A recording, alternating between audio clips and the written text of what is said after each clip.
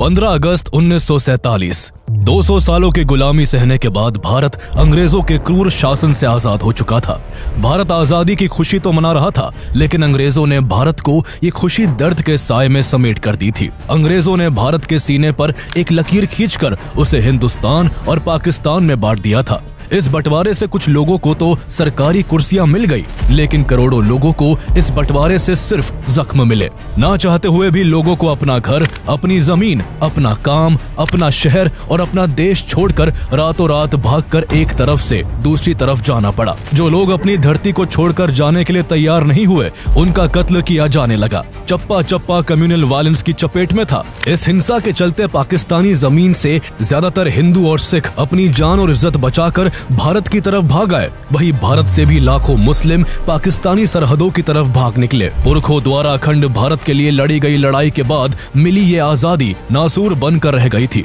नफरत और हिंसा का ये आलम था कि जब अपना सब कुछ छोड़कर लोग इधर से उधर जाती ट्रेनों में सवार होते थे तो मंजिल तक वो नहीं बल्कि उनकी लाशें पहुंचती थी। ये आजादी जिसके लिए हजारों क्रांतिकारी हंसते हंसते फांसी के फंदे से झूल गए थे, उस आजादी के बाद हुए इस पार्टीशन ने लगभग 10 लाख लोगों से उनकी जिंदगी और करीब 1.5 करोड़ लोगों से उनका घर छीन लिया था। लेकिन सोचने वाली बात यह है कि आखिर ये पार्टीशन हुआ ही क्यों? हमेशा अंग्रेजों के अत्याचार के खिलाफ मिलकर खड़े होने वाले हिंदू और मुस्लिम आखिर एक दूसरे के खून के प्यासे कैसे बन गए? अनेकता में एकता की मिसाल वाले देश में आखिर ऐसा क्या हुआ कि बड़े से बड़ा नेता भी देश को 2 टुकड़ों में बंटने से रोक नहीं पाया? ब्रिटिश इंडिया के समय भारत में कई प्रिंसली स्टेट्स थी जहां राजाओं की सत्ता थी और वहां ब्रिटिशर्स इनडायरेक्टली रूल करते थे, जबकि बाकी के इंडिया पर उनका डायरेक्ट रूल था। अंग्रेजों की नीतियों और उनके अत्याचार के खिलाफ 1857 में ही एक बड़े आंदोलन की शुरुआत हो चुकी थी। इस साल हिंदुओं और मुस्लिमों ने एक साथ मिलकर अंग्रेजों के खिलाफ विद्रोह किया था। उस दौरान ईस्ट इंडिया कंपनी ने एनफील्ड P53 राइफल इंट्रोड्यूस की थी, जिसे लोड करने के लिए सोल्जर्स को ग्रीस कार्ट्रिजेस के एंड को दांतों से काटना पड़ता था। कार्ट्रिजेस में गाय और सुअर की चर्बी होने की बात फैल जाने से दोनों धर्मों के सिपाहियों ने मिलकर देश में विद्रोह की ऐसी ज्वाला भड़काई कि अंग्रेजों की भारत में सत्ता खोते खोते बच पाई थी। 1857 की क्रांति के मात्र 2 साल बाद ही बंगाल में भी इंडिगो रिवॉल्ट तेज हो गया था।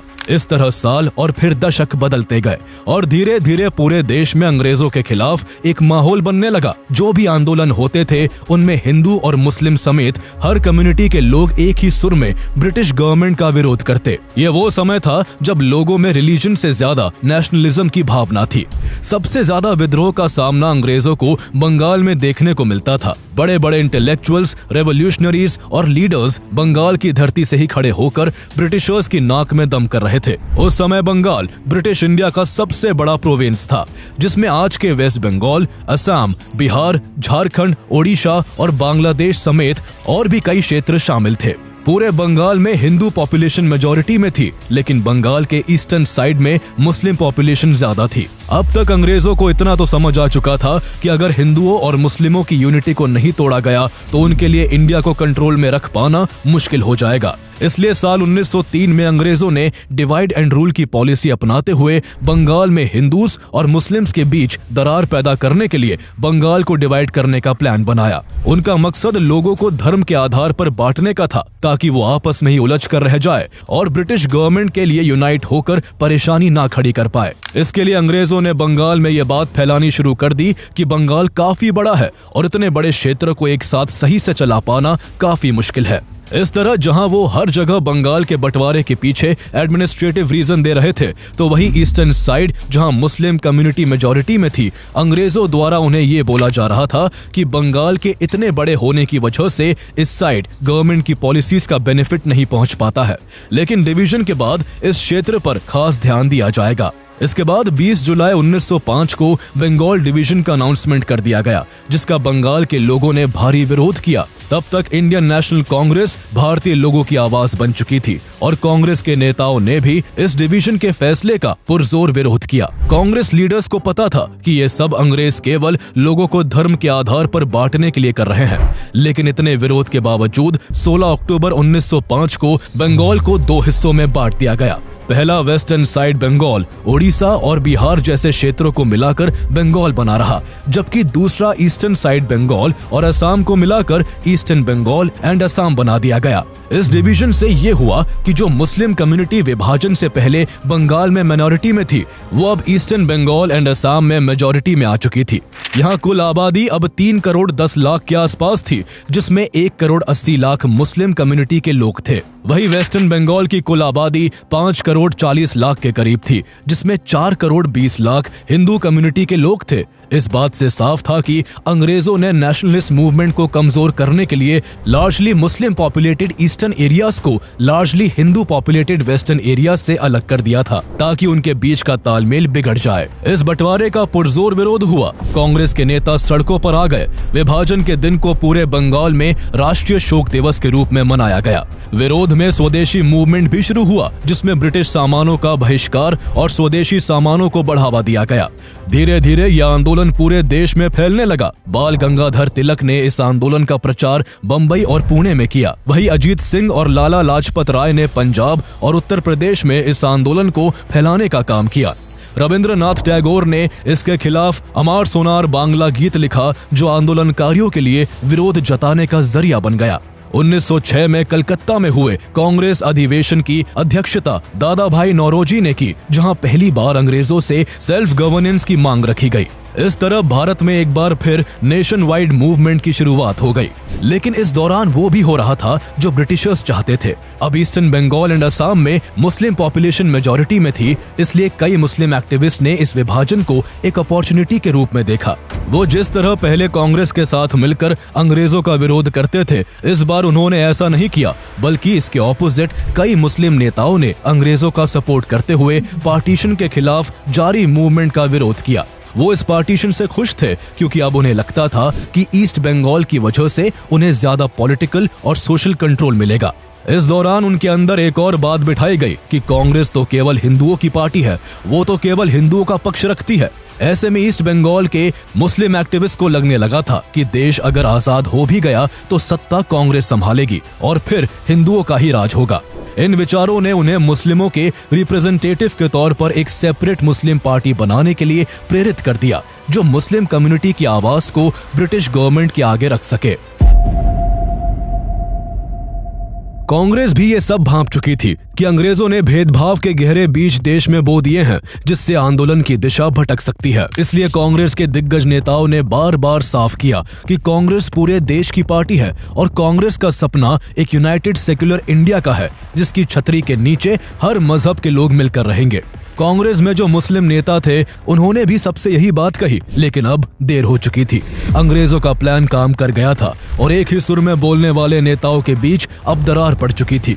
कुछ मुस्लिम नेताओं ने कांग्रेस के बराबर में मुस्लिम कम्युनिटी के रिप्रेजेंटेशन के नाम पर एक इंडिपेंडेंट ऑर्गेनाइजेशन बनाने का फैसला किया। इसके गठन के लिए सितंबर 1906 में लखनऊ में एक बैठक आयोजित की गई, जिसमें भारत के कई मुस्लिम प्रतिनिधियों ने भाग लिया। इस बैठक में पॉलिटिकल पार्टी के फॉर्मेशन पर विचार किया गया। इस दौरान सबसे बड़ा role All India Mohammedan Educational Conference AIMEC का था, जिसे सर सैयद अहमद खान ने 1886 में मुसलमानों को एजुकेशन देने के लिए बनाया था। इस ऑर्गेनाइजेशन को पॉलिटिक्स से दूर रखा गया था, लेकिन 30 दिसंबर 1906 को जब AIMEC का 20th सेशन ढाका में आयोजित किया गया, जिसमें लगभग 3000 डेलीगेट्स ने भाग लिया था, तो उन्होंने मिलकर AIMEC से पॉलिटिक्स पर लगा बैन हटा दिया। इसके बाद all India Muslim league AIML का फॉर्मेशन हुआ। इस नाम का सजेशन नवाब ख्वाजा सर सलीमुल्लाह बहादुर ने दिया था।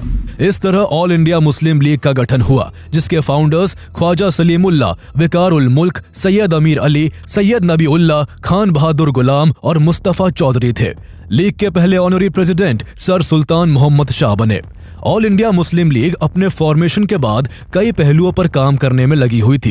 एक तरफ उसके लीडर्स देश भर के मुसलमानों का समर्थन कांग्रेस से मुस्लिम लीग की तरफ शिफ्ट करने की कोशिश में लगे थे, तो दूसरी ओर ब्रिटिश गवर्नमेंट की गुड बुक्स में रहने के लिए मुस्लिम लीग के लीडर्स ब्रिटिशर्स के प्रति खूब वफादारी दिखा रहे थे।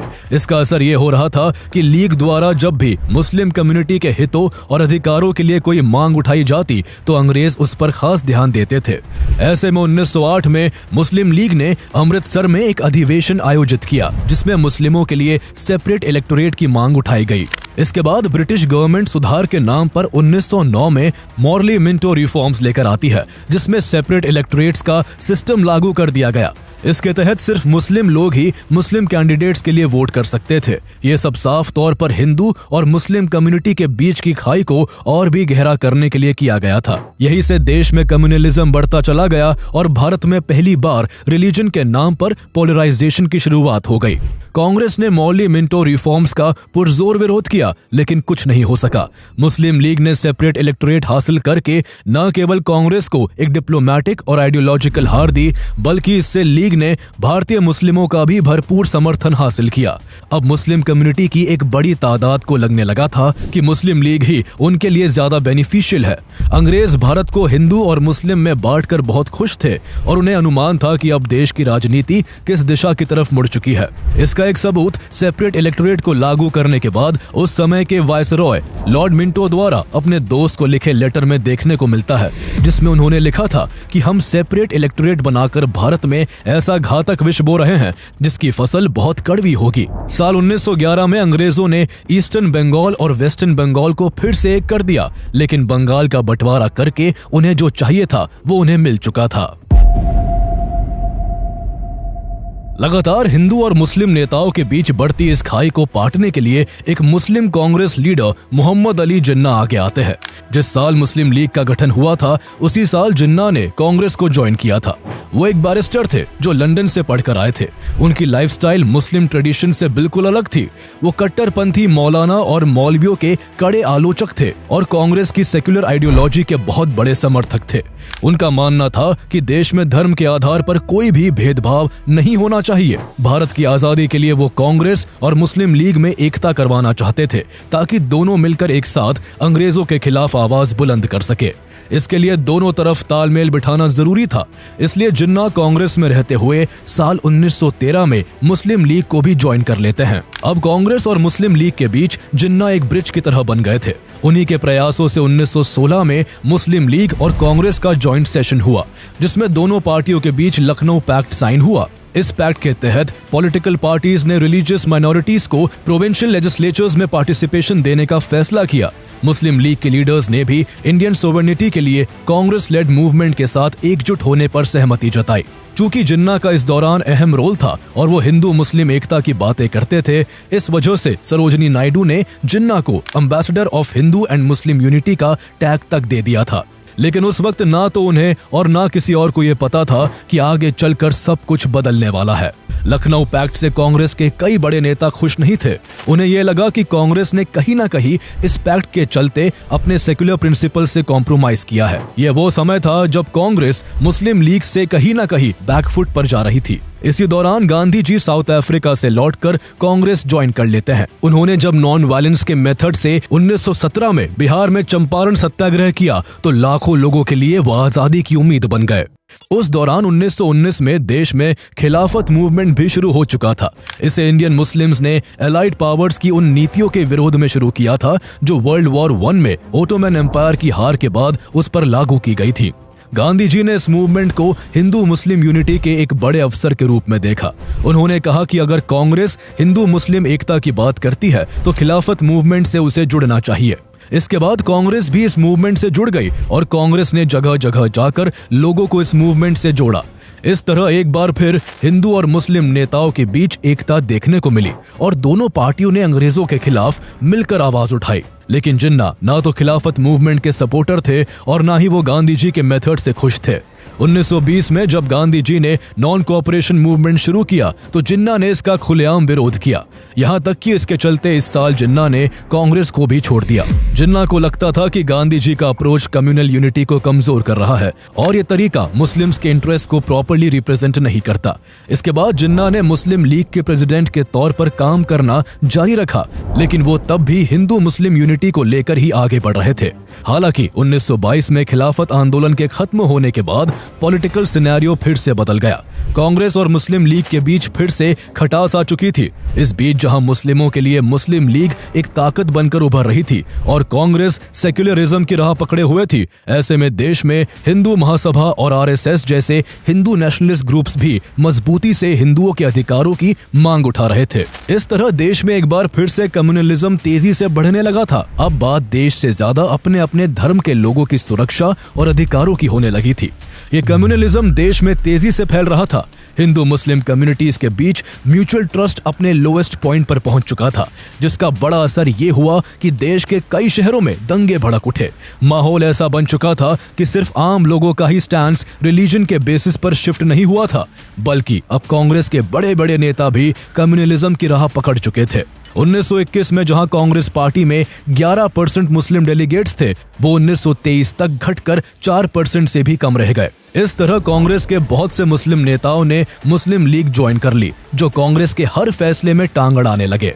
साल 1928 में जब ब्रिटिशर्स ने साइमन कमीशन को बिना इंडियन लीडर्स से डिस्कस किए थोप दिया था, तब इसके जवाब में कांग्रेस के दिग्गज नेता मोतीलाल नेहरू ने नेहरू रिपोर्ट जारी की, जिसमें dominion status, federation of British India and Indian states और जॉइंट इलेक्टोरेट्स जैसे कई इंपॉर्टेंट पॉइंट्स थे।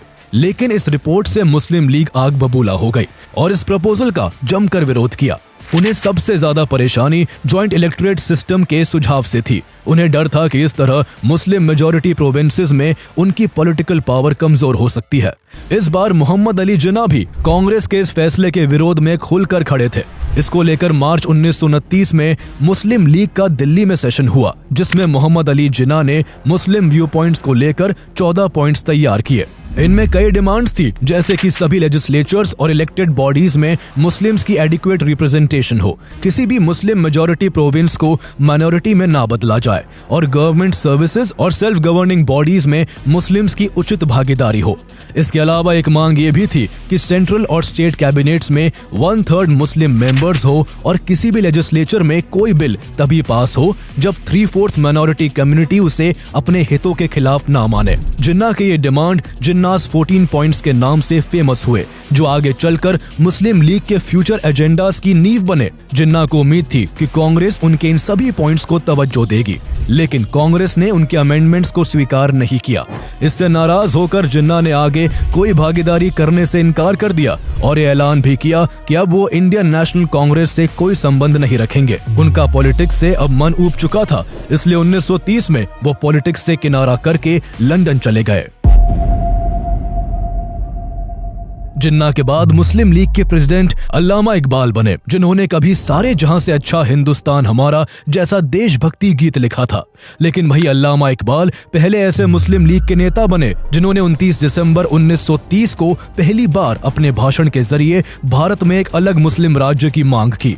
उन्होंने अपने भाषण में कहा कि Punjab, North West Frontier Province, Sindh और बलोचिस्तान को मर्ज करके एक सिंगल मुस्लिम स्टेट बना देना चाहिए।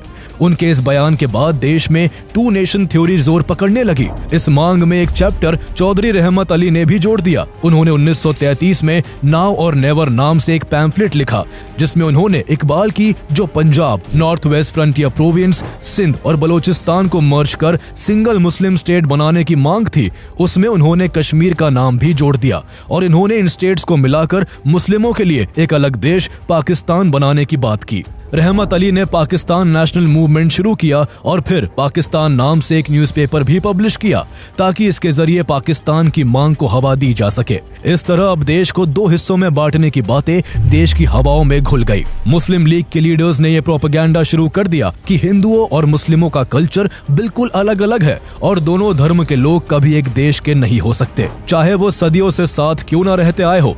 यह थ्योरी मुसलमानों के बीच खूब लोकप्रिय हो रही थी, लेकिन कांग्रेस नेताओं ने इसका जमकर विरोध किया और ऐसी हर मांग को सिरे से नकार दिया। इसी दौरान 1935 में जिन्ना लंदन से वापस भारत आ गए, लेकिन इस बार वो अपनी सेक्युलर आइडियोलॉजी को पीछे छोड़कर आए थे। उन्हें देश में जो माहौल बनता दिख रहा था, उससे अब उनका स्टैंड भी यूनाइटेड सेक्युलर इंडिया से सेपरेट मुस्लिम नेशन की तरफ मुड़ चुका था। उनका कांग्रेस से मतभेद काफी बढ़ चुका था। वो गांधी जी को पहले से ही पसंद नहीं करते थे, वही अब जवाहरलाल नेहरू से भी उनकी दूरियां बढ़ गई थी। इसी बीच Britishers Government of India Act 1935 लेकर आते हैं, जिसका मकसद भारत की गवर्नमेंट के लिए फर्दर प्रोविजंस बनाने का था।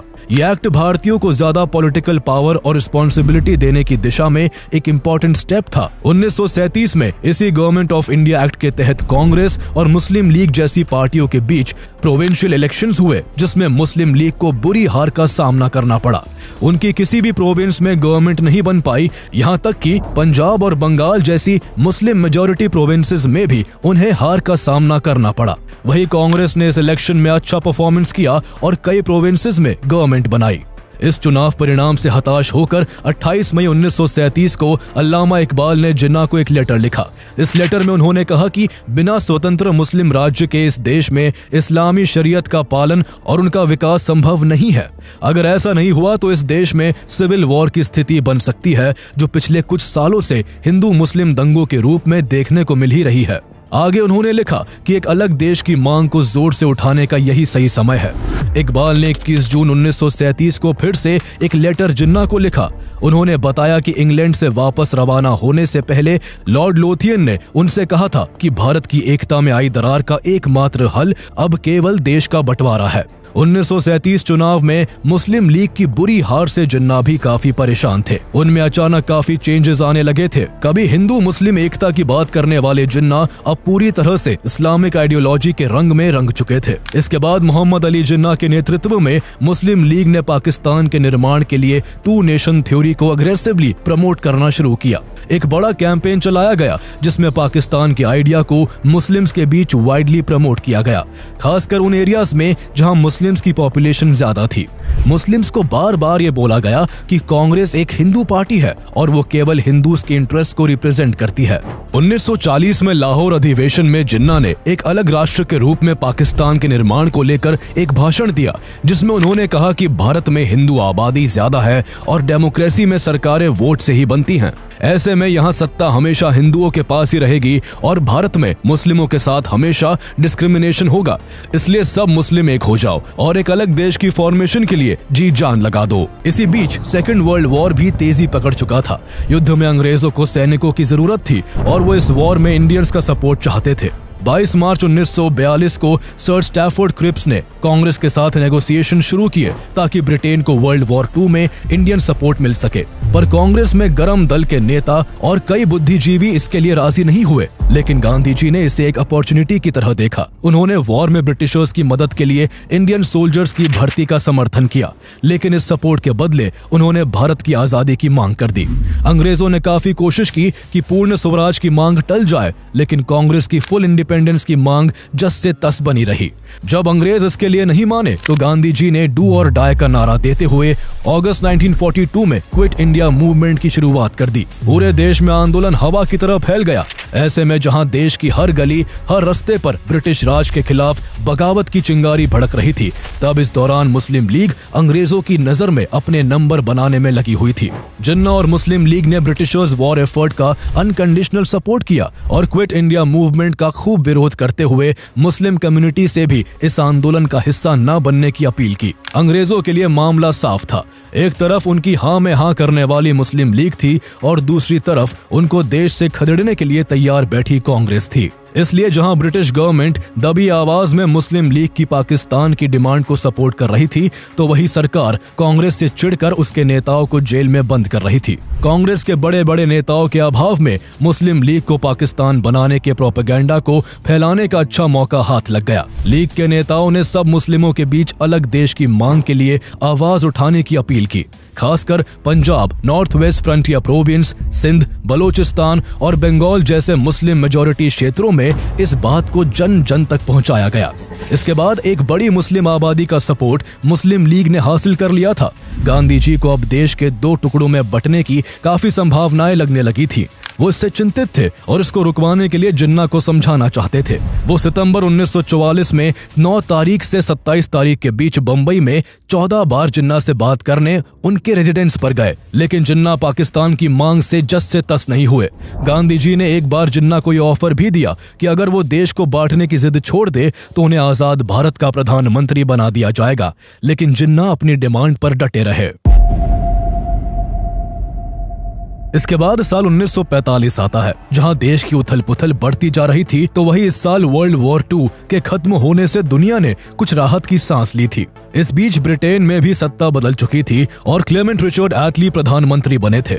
इस दौरान एक तरफ ब्रिटेन वर्ल्ड वॉर 2 के चलते वैसे ही कमजोर हो चुका था और उसके लिए अपनी कॉलोनीज को सही से चला पाना मुश्किल हो रहा था, तो दूसरी ओर भारत में बढ़ते आंदोलनों ने ब्रिटिश गवर्नमेंट की नाक में दम कर रखा था। ऐसे में ब्रिटेन को मजबूरन भारत को आजाद करने के लिए मानना पड़ा। इसके बाद क्लेमेंट एटली ने इंडिया के लिए एक कॉन्स्टिट्यूएंट असेंबली बनाने और उसका कॉन्स्टिट्यूशन तैयार करने के उद्देश्य से मार्च 1946 में 3 सदस्यीय कैबिनेट मिशन को भारत भेजा। इस मिशन के सामने एक बड़ी चुनौती ये थी कि पावर ट्रांसफर किसको और कैसे की जाए। एक तरफ मुस्लिम लीग थी जो मुस्लिमों के लिए पाकिस्तान चाहती थी, दूसरी ओर कांग्रेस थी जो एक यूनाइटेड इंडिया के पक्ष में थी। जनवरी 1946 में जो प्रोविंशियल इलेक्शंस हुए थे, उसमें मुस्लिम लीग ने मुस्लिम मेजॉरिटी एरियाज में शानदार परफॉर्मेंस कर मुस्लिम सीट्स में 87% की मेजॉरिटी हासिल की थी, जिस वजह जिन्ना मुस्लिमों के समर्थन का हवाला देकर पाकिस्तान की डिमांड को मजबूती के साथ कैबिनेट मिशन के आगे रख रहे थे।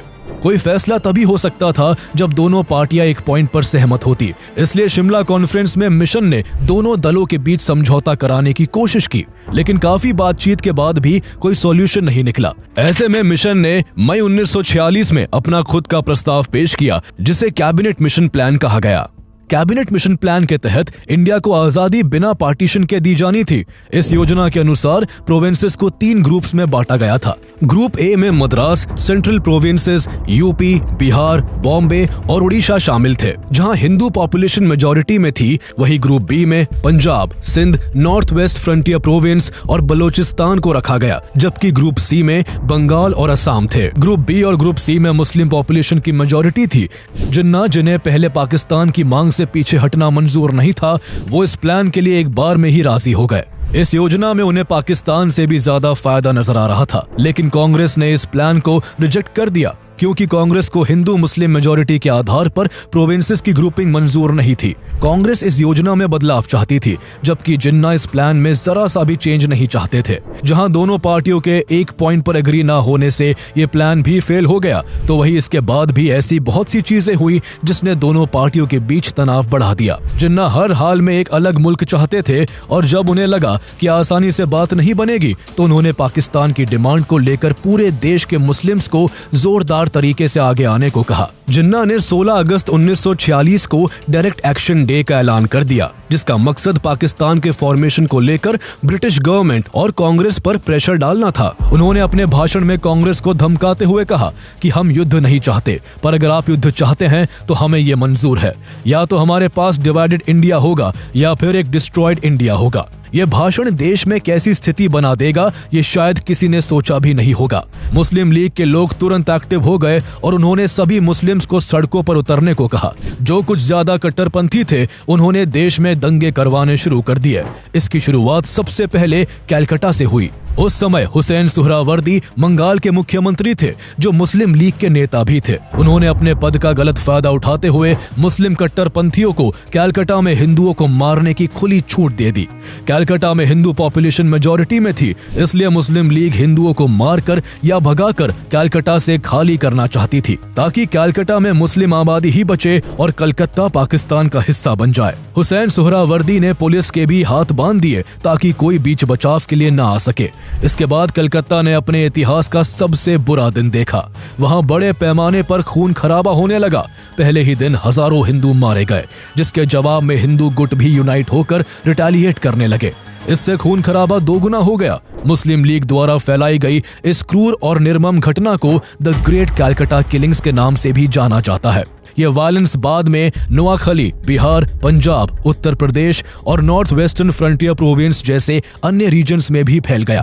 हर तरफ मार काट का मंजर था। मजहब के नाम पर ब्रूटल वायलेंस ने देश के विभाजन की डिमांड को और भी मजबूत कर दिया था। जवाहरलाल नेहरू और सरदार पटेल जैसे कांग्रेस के बड़े नेताओं को भी अब लगने लगा था कि ऐसी क्रूर हिंसाओं से तो अच्छा ही है कि देश 2 टुकड़ों में बंट जाए।